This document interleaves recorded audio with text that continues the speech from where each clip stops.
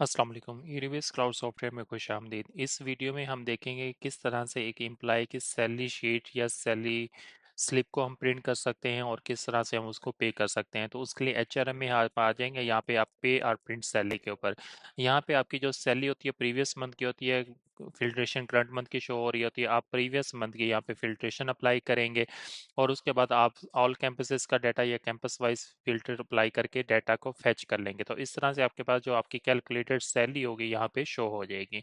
इस calculated salary को अगर आप प्रिंट करना चाहते हो सिंपली आप चेकबॉक्स अप्लाई करें। यहाँ पे सिंपल एक सैलरी स्लिप जो है एम्प्लॉय की वो यहाँ पे ली जा सकती है। तो यहाँ पे आपकी ब्रांडिंग वगैरह और एम्प्लॉय की earning reduction, attendance based reduction, सारी चीज़ें यहाँ पे आपको प्रॉपरली मिल जाएंगी और आप इजीली इसको यहाँ पे प्रिंट भी कर सकते हैं। इसके अलावा यहाँ पे दो तीन और शीट्स दी गई हैं। सबसे पहले सैलरी सिग्नेचर शीट होती है, ये अगर आप प्रिंट करना चाहते हैं ये कर सकते हैं। इस तरह से सैलरी रिपोर्ट आपके पास यहाँ पे दी गई है, ये आप यहाँ पे कर सकते हैं। यहाँ पे आपके पास डेजिग्नेशन हाइड और शो का बटन है।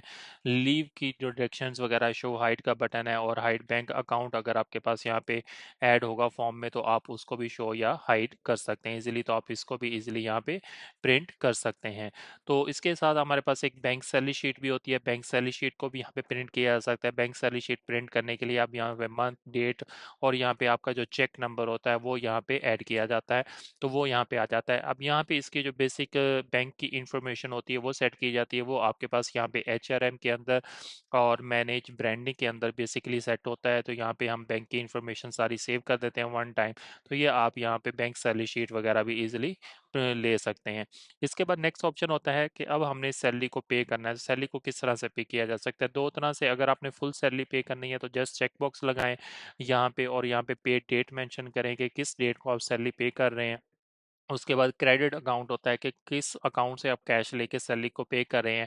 अगर बैंक से करना है बैंक से, कैश इन हैंड से करें कैश इन हैंड से। और यहाँ पे आपके पास स्टाफ सैलरी आ जाएगा और यहाँ पे आप एसएमएस भी कर सकते हैं और पे सैलरी भी कर सकते हैं। पे करेंगे तो जस्ट आपके पास ये सैलरी पे हो जाएगी। अगर आप कोई सैलरी को पार्शली पे करना चाहते हैं यहाँ पे पार्शली भी ये बटन पे आप क्लिक कर सकते हैं और यहाँ पे अगेन आपके पास क्रेडिट और डेबिट अकाउंट जो है वो सिलेक्ट करेंगे और यहाँ पे आपके जितनी सैलरी आप उसको पे करना चाह रहे हैं पर्सन को वो यहाँ पे करके आप इजीली पे करेंगे। तो ये आपके पास सैलरी यहाँ पर पे हो जाएगी इसकी। तो ये आपके पास मेथड होता है कि किस तरह से हम एक एम्प्लॉय की जो सैलरी है वो इजीली पे कर सकते हैं। पे करने के बाद अगर आपके पास कोई सैलरी कैलकुलेशन रॉन्ग हो जाती है या पे रॉन्ग हो जाती है उसको आप रिवर्ट भी कर सकते हैं। तो यहाँ पे आप क्लिक करने के बाद ये अनपे कर सकते हैं।